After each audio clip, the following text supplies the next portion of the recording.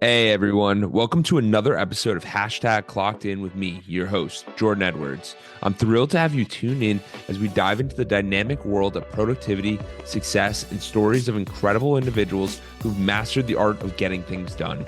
Whether you're commuting, hitting the gym, or just relaxing at home, this podcast is the go-to source for inspiration and actionable tips to level up your productivity game.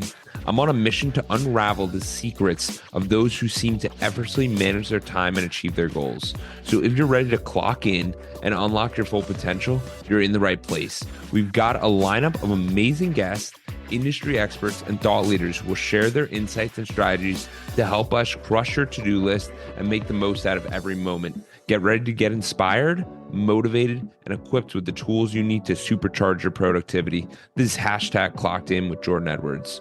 Let's dive in.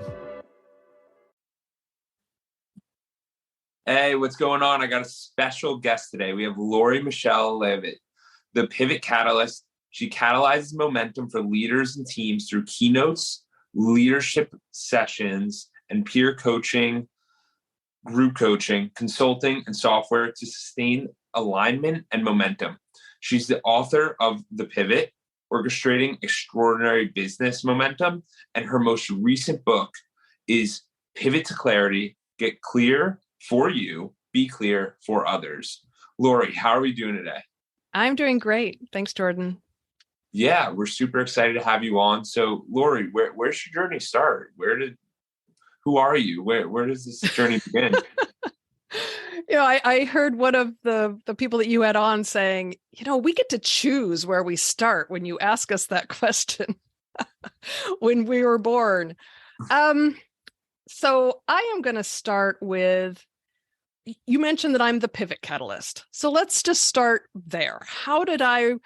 What had I been through, and how did I recognize that I was the pivot catalyst and that I could help others catalyze their pivots, their significant changes in their lives and especially in their businesses? And so my journey has been full of pivots. Now, one thing that I will say is that what I recognize, and I want everyone to recognize, and what I write about in my books, is that if you want significant change that lasts, it needs to be orchestrated over time, because the realization that you have to pivot is not quick. The decision, I'm going to pivot, that's pretty quick. And then the realization of the change that you want is not quick, and people give up too soon. So there's a combination of shifts that you can make in your own life. You and I, before we started this call, talked about shifts in mindset. That's something I've learned over the years. And there are pivots. It really is a significant change. Yeah. So I mean, even in college, starting in college, I was that person. I'm a high achiever, Enneagram 3, whatever how you want to define it. And so people always think I know what I want. That's the confidence. And then I'll change it because it's not necessarily what I wanted, or I'll see something or experience something like, oh, that's not what I want. I want this. And that's what life is. It's a journey of knowing not what you want specifically. Oh, I want to be a nurse. I want to be a flight attendant. It's how do I want to feel and show up if I achieve what I want? And that's how you know when you're looking into the future, what I'm doing now isn't that. And so in college, I started that orchestration. Okay, I'm going to step into this. I'm going to give it my all, which is what we as leaders want everyone in our organization to do. If we decide we're going to go somewhere, give it your all, give it your best shot, and you'll then find out if it's the right path to take. When I started, go ahead. Yeah, that approach, I think, is so much healthier, because everyone listening, like when you go through college and let's say you get an accounting degree, or you get a doctorate or a lawyer, and you go these paths and you're like, wow, I've invested a lot of money, I've invested a lot of time, and you get there and you're like, I do not like this. And that is happening to so many people in their 20s right now. It's crazy. And I think that's why it's super healthy. What you were saying is you're chasing a feeling, you're not chasing a place. Like there's something a lot more than that, because we sometimes tend to be like, oh, I want this, and it's some status, and it's like you see it in the movie sometimes, and people are like, who cares once you get it? It's the process of going through that. So I appreciate you sharing that. Yes. And when you mentioned the younger generation, also how you're living today seems to matter even more to them than it maybe did for us. And I grew up as a workaholic. I mean, and it wasn't necessarily striving for the big bucks. It was just work hard as what you do. And when you move through life in the way I just described, you are going to stay happy, fulfilled, feel valued, etc., because you're making the choices that feel best for you. But the trick is give it your all for a period of time. It's when you're not giving it your all that you're showing up in a way that ends up being negative for everyone. Yeah. Yeah. Yes. And what do you say is a period of time? Because there's some people who are like, a period of time is, I tried a month, I gave myself 6 months, I gave myself a year. And we know in jobs and businesses, I feel like things take a little bit longer than that. Like it can be Yeah, they difficult. do. And I can't say that in college I knew, quote, how long that time frame was. I mean, when I graduated from college, so I was a very good student. Yeah. I'm not going to say I'm super smart. I'm very, very disciplined Yeah. and diligent. And so I did very, very well, came out as an accountant, hated it. Was hired on as one of the very first management interns in a large government office, hated it. What does that do for your confidence? And okay, younger generation, is that so different than what your experience? It's not. We Yeah. all experience that. And so one thing I didn't know then that I do know now is this: give it your all. And when you just asked your question about, so how long? And you have to have measures of progress. What is progress going to look like? What is progress going to feel like? Then you don't have to reach your goal in 3 months, but you can give it your all for 3 months, 90 days, and have a measure of progress.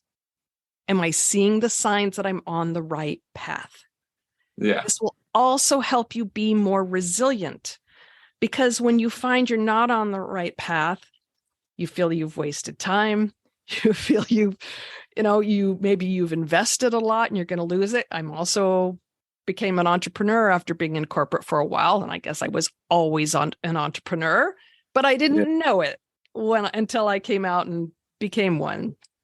And so you're going to, no matter what you choose in life, you're going to go through these failures, and this way will help you build resilience. Yeah. I absolutely love that, because for me, this whole year, it's become like New Year's resolutions have always been a big thing for me. Not the resolution idea, but the idea of like picking something to work on for an entire year. And for this year, one of the things is 300 workouts this year. Why?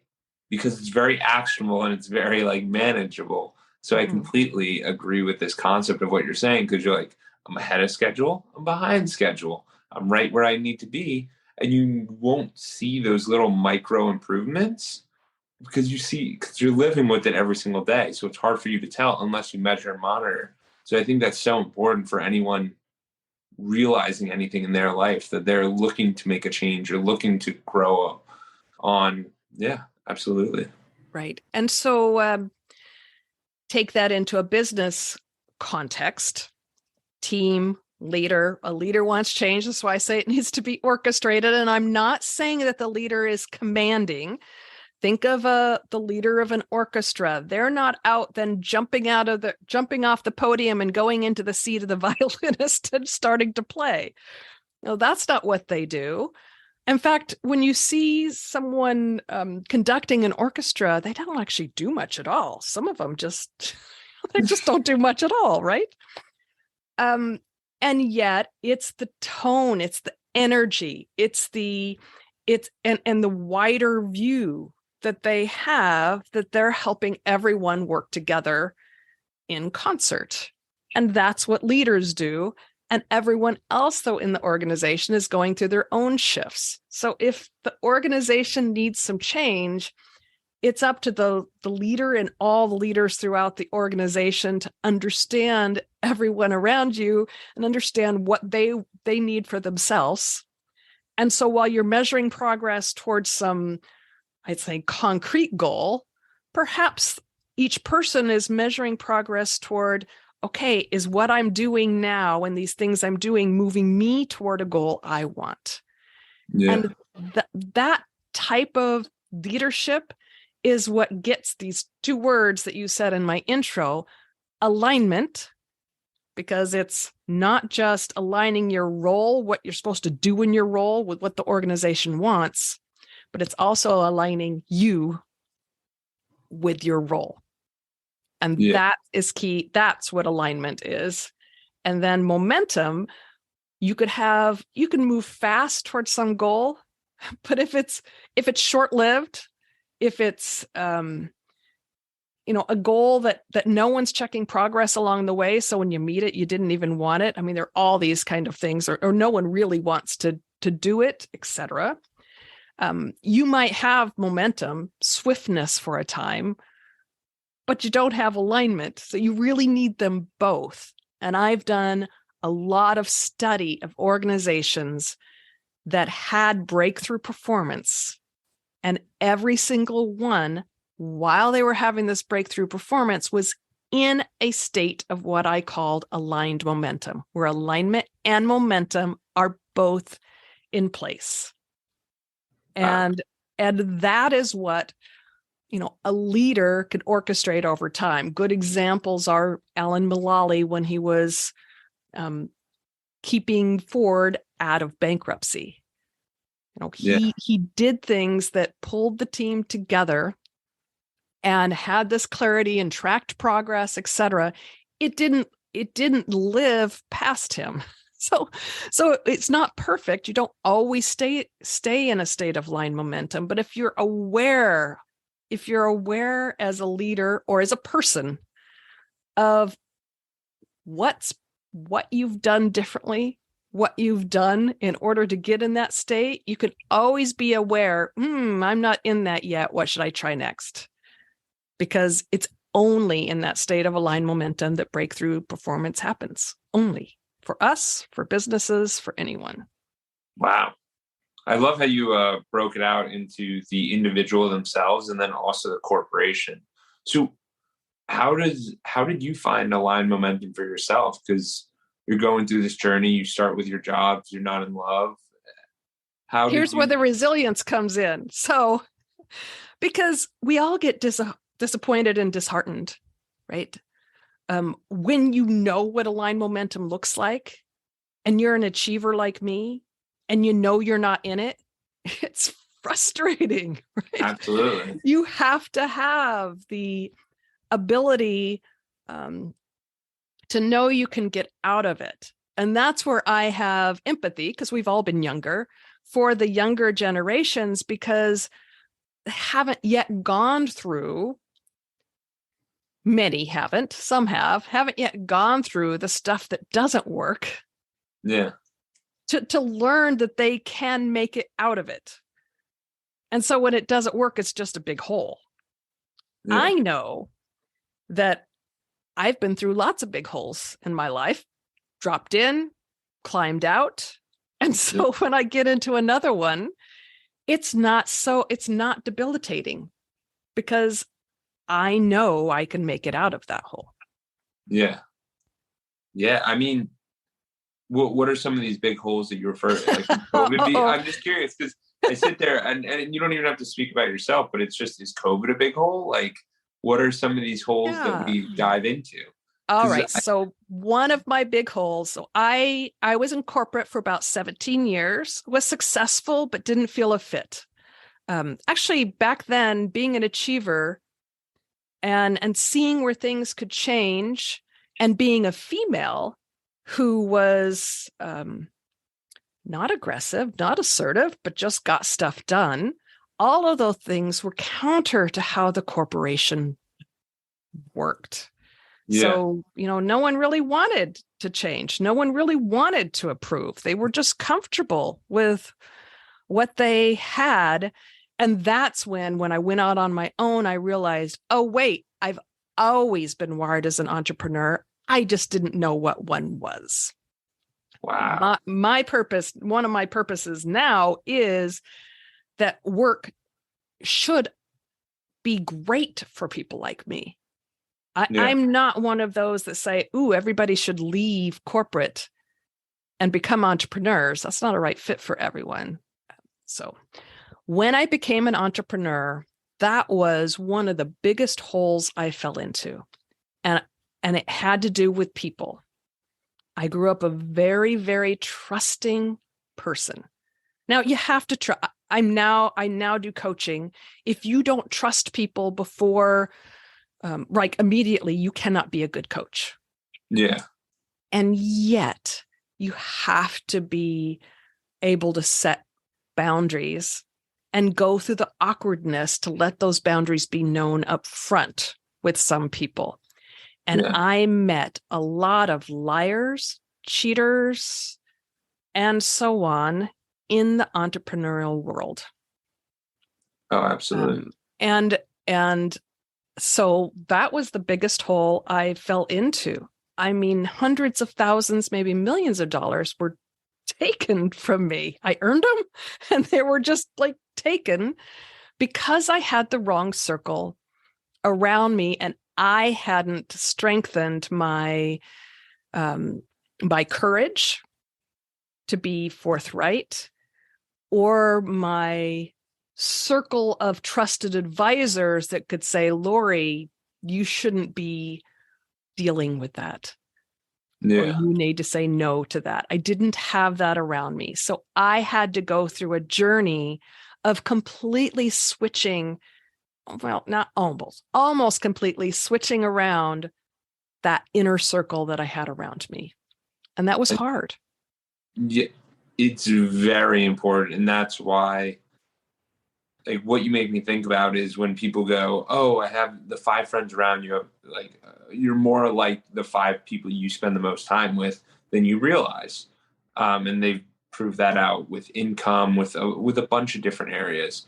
But you sit there sometimes and I ponder it where it's like, if everyone is robbing a bank, are you likely to rob that bank? Yes. Now, to have that strength and comfort to go, I'm good, guys, I don't want to do that, we're not the best fit. Incredibly difficult. Incredibly difficult. And it's not just that you're going to become them, but you're going to experience a lot of friction, could be loss, and more, if you allow them to stay close to you. And part of my pivot, of all things, required me to change my mission statement. It's like, oh, wow. Who would have known? I mean, I had in my mind wired myself to be this model of discipline and doing the right thing, a model of integrity. And I was so confident, I guess, of my model of integrity that I thought these unseemly characters would all of a sudden become good people by being around me. And my mission statement said to create and inspired creativity and principled excellence within and through others. Sounds cool. Yeah. What it did was position me to feel like I was going to be the person that turned around all these people who didn't have principled excellence. And that was a ridiculous living legacy to put myself in. So I changed it. Absolutely. And what would you decide to change it to? So it is now, I am a beautiful, bright light, tenacious, courageous, and wise, a great mom, and always true to my word. And so if I encounter someone who is like that, I can absolutely be the bright light around them. That doesn't mean that they are in my close in circle or that I'm trying to model any way for them. Yeah.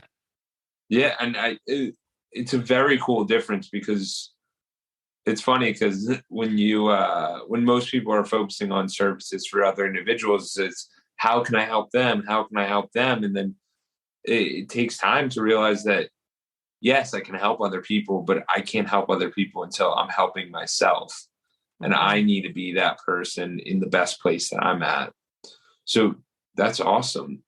Another question is, with you leaving your jobs after 17 years, your corporate world, what was that transition like? Did you just jump in, or were you working on a couple different things on the side, or how did you go about that approach? I'm an all in or out person, period. I do not straddle fences in relationships, in work, in projects, in it's I commit completely, and if it's not working out, I'm out. Yeah. I may shift what I'm doing, pivot it to make it something that works out for me. Like my accounting degree that I didn't like, I actually became an analyst. That is, that really played on my strengths. Yeah. Understanding what's going on, talking with a lot of people to be really listening to them and helping so many throughout the organization and working with the leaders to change it. That was a great spot for me. Sitting behind a desk doing debits and credits was not me at Yeah. all.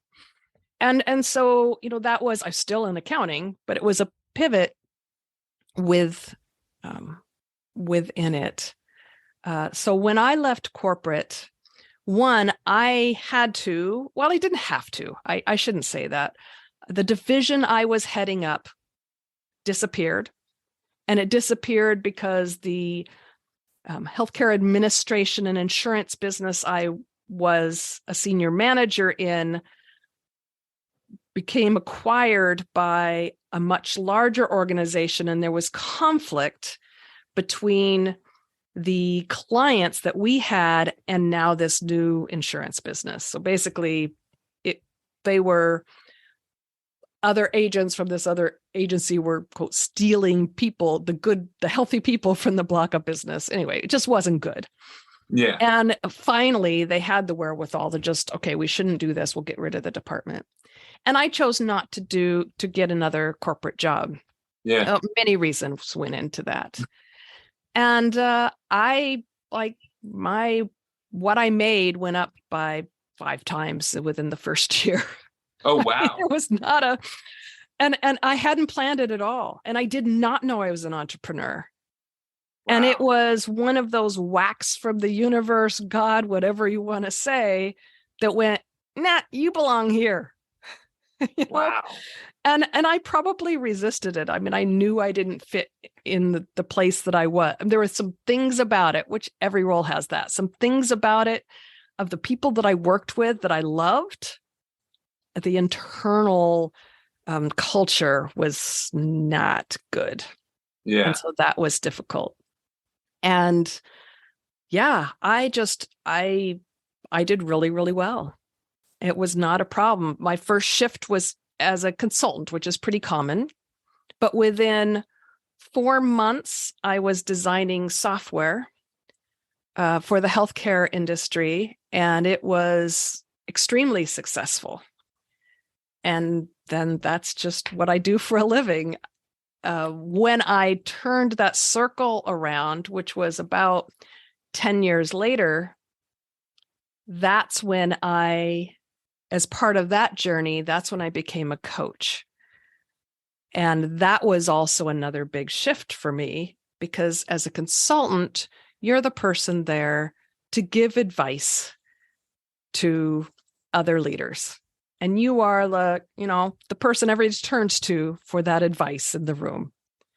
And as a coach, your role, now I'm not a therapist, so I kind of do both, more like a performance coach. Like if you're teaching someone to working with someone to play tennis and they're really good, they're going to do what they do, but you don't just sit there and go, so what would you do differently? You show them. So that's the kind of coach that I am. I bounce back between consulting and coaching. But with coaching, you're working through other people so that they can do it. And it's not all faces on you to have the answer. So it really, it was a good shift for me. I'm much better I know I'm talking a lot here, but I'm much better at listening, much better at asking really good questions.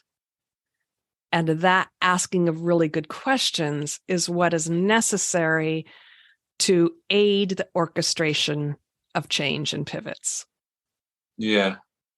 Yeah. No, spot on, because it causes people, the questions can have you view something or think about something in a way that you've never perceived before, or the client hasn't. And it kind of opens everyone's eyes, and it's a really powerful thing to have. What allowed you to make that jump into coaching? So what allowed that to occur? I think it was a natural progression. So I don't know if there was anything that necessarily allowed that to occur. I needed to be willing to step into that. Yeah. I needed to perhaps shed some ego. I mean, I didn't show up as egotistical, but I mentioned the confidence that I have, and you kind of get used to being the person who's right and all of that. And it was just so I had to unlearn, is what I help a lot of leaders with, is unlearning. What do you need to unlearn in order to be open to now do this new thing? Yeah. And unlearning it can be also frustrating, because when you're unlearning, it means you're also learning something new. And when you're learning something new, you're not the expert at it. Voila. And I can imagine that there's a lot of people you run into, especially like you always hear it, where there's the new person and they have all the new ideas, or there's the person who might have been there for 20 years, but they had the same job for 20 years. So they just have their routine and have that down, but they're not sitting there thinking of different ways and different opportunities and different approaches and new softwares and new this and new that. So I can definitely imagine that challenge, especially with senior level people who are in their zone. Yeah. And it's so rewarding when you shift things enough, create enough chaos for those people that you're talking about, so that they actually do step into this unlearning and relearning and openness and listening and asking questions. And I have seen leaders, because one of the things I do is I run peer groups for leaders.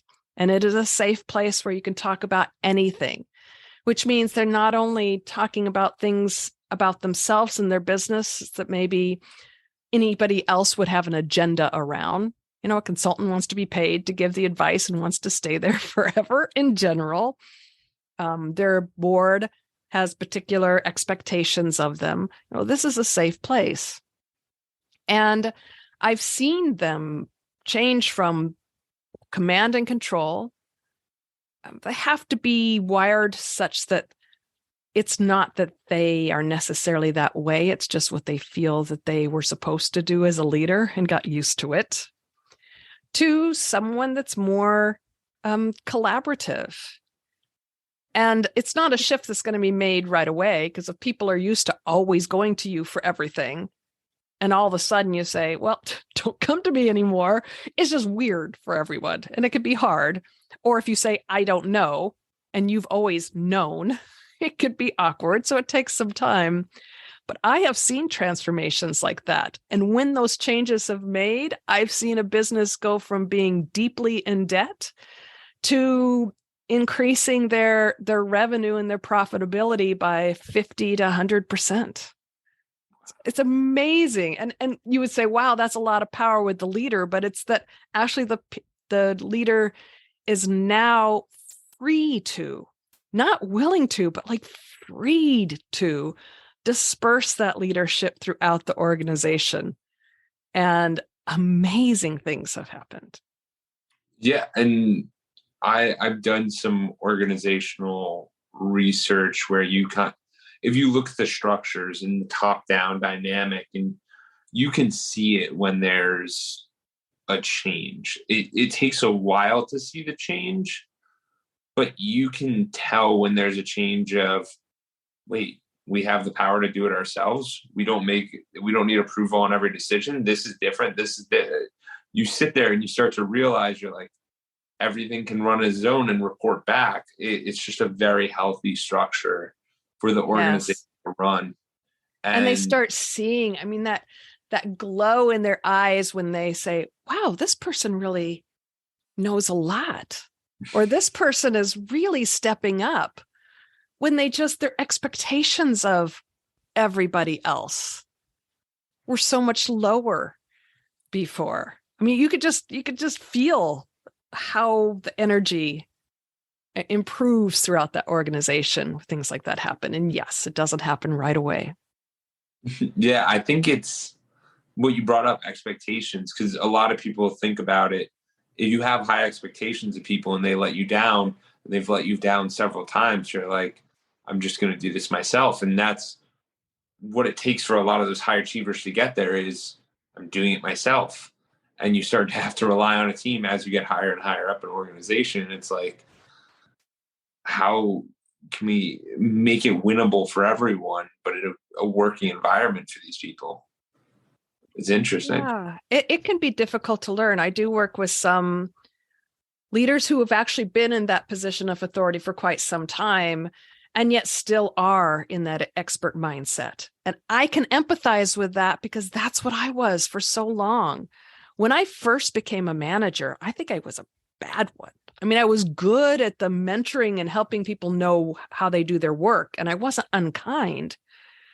But I really didn't understand leadership and that the things of leadership were good things to do. Now, granted, businesses didn't necessarily give managers the time to lead or be incentivized to lead.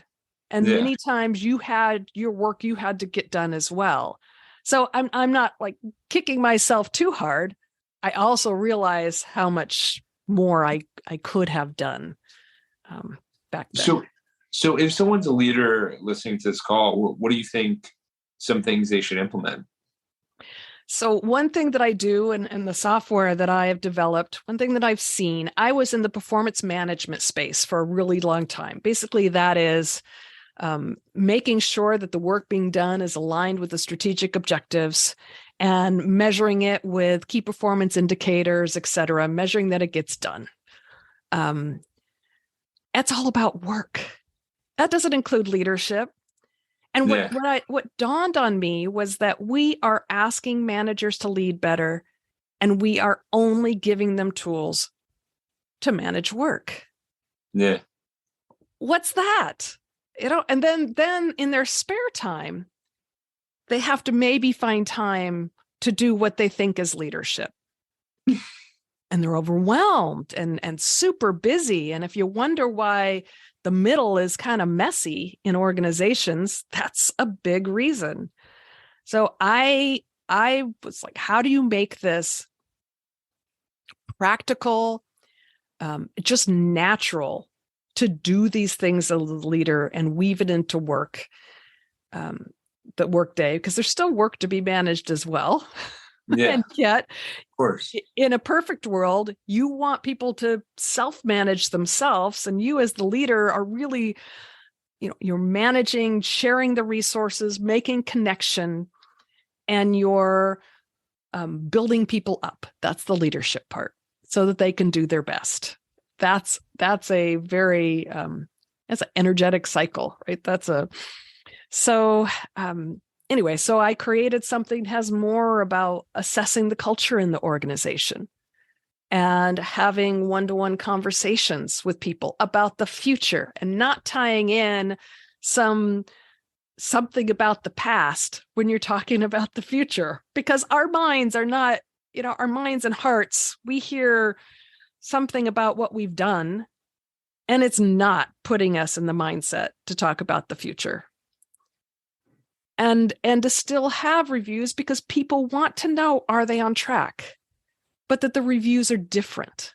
So I don't like how our world tends to say, well, this isn't working, so we're just going to get rid of it, without really understanding that some people, well, many people, especially when they're moving up in their careers, they want to know how they're doing, but just separate them. So that's what this does. It's not so different than tools that they've used before, which is difficult. They're not going to have to fit in my box, but it brings in the things that are missing and makes it very natural to do the right thing as a leader. Yeah. And there's so many components of it that are missed, and people probably related. I'd imagine that everyone listening related at some point to that story, because you all sit there and go, what about my perspective? Where does this happen?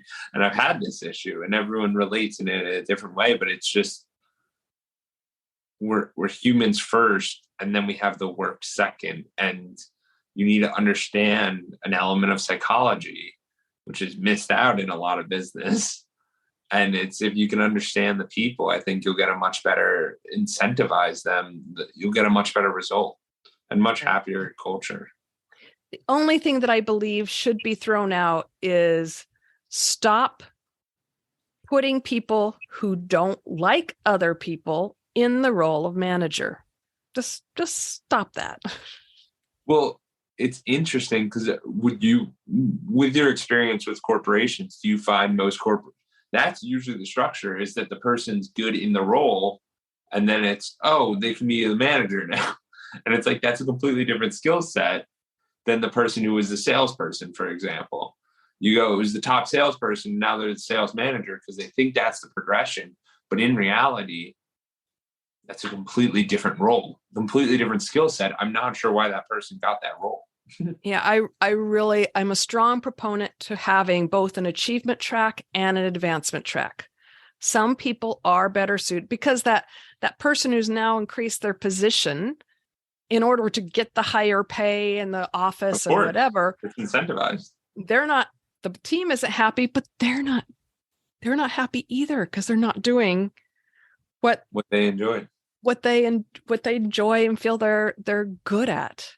So organizations really need to find ways to reward both. That person who's been in the position for 20 years and they're bumping up against the top of the scale, how can they share more knowledge, be a mentor, something, but not be a manager, right? There are things that you can do to have a person be, quote, more valuable. Yeah. As they grow in their expertise, without making them a manager, team leader, whatever you want to call it. Absolutely. Absolutely. So, Lori, let's talk about your book.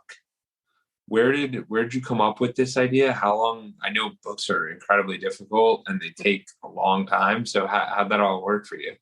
So the first book, The Pivot, Orchestrating Extraordinary Business Momentum, was an idea in 2013, about the time when I was going through the shift in of my own, a big pivot of the inner circle. And it took a while to get out the door. One, it just took a while to write. Of course.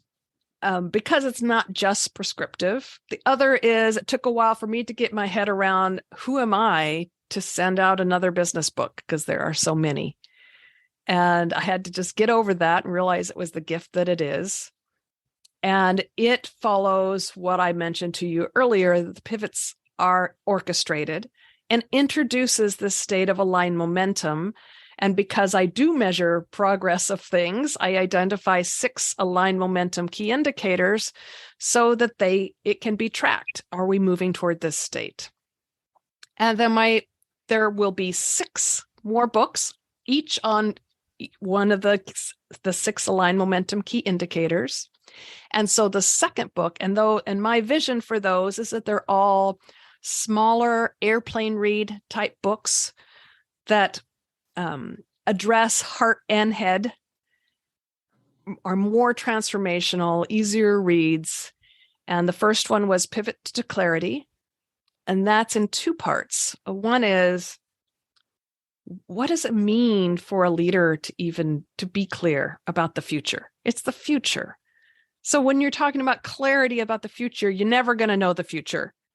Yeah. So clarity about the future is more about that feeling based on some things that are known or projected.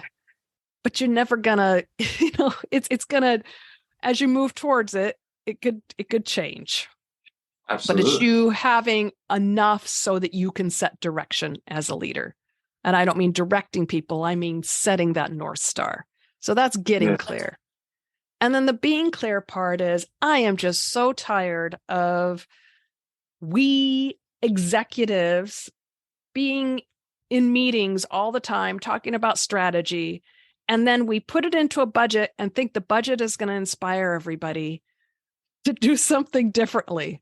Or we put it into goals or whatever. And none of that is inspiring. And so communication includes being inspiring. So as a leader, you need to be inspired before you can be inspiring. And you need to understand the people that you're speaking with and what motivates, inspires them is even a better word, so that they can tell you how their job would change in order to do whatever needs to be done. And so that it's about getting clear for you and then being clear in a way that whatever your message is lands in the way you've intended it to land. Absolutely. I think that's really powerful stuff, because there's so many people that don't align with the larger goals of the corporation, because most people have these jobs to have a job, and it's very hard for them to go, oh, let me see what my impact is, or how is this happening? So if everyone can get to know these people on a real level, I think that's so much more powerful. And back to the younger generation, if you truly are getting that job to have a job and you want to like the people you work with, but it's not what you're actually doing is not, you don't necessarily see it as a career. You've done it to make some money for this time or whatever. There's nothing wrong with that. That's okay. Just as long as you're giving it your all, whatever you're doing. Absolutely. And what are the 6 alignment pillars that you mentioned? The align momentum key indicators. So the first 3, they're in series of 3. The first 3 identify that you as an organization, so identify for the leader, that you are ready for brilliant execution of strategy. Like people will get better, are best positioned to get done what you need to get done. And then the next 3 are identifying, are you ready for a better future? And so the first 3 are clarity, mastery mindsets like growth mindsets, and nimble decision making, which includes some knowing how to be both nimble and focused, and some collaboration. And then the next 3 are strategic thinking, where everyone when they're thinking about what they're going to do, it's not necessarily what did I do yesterday, it's what's needed of me. Does what I did yesterday work?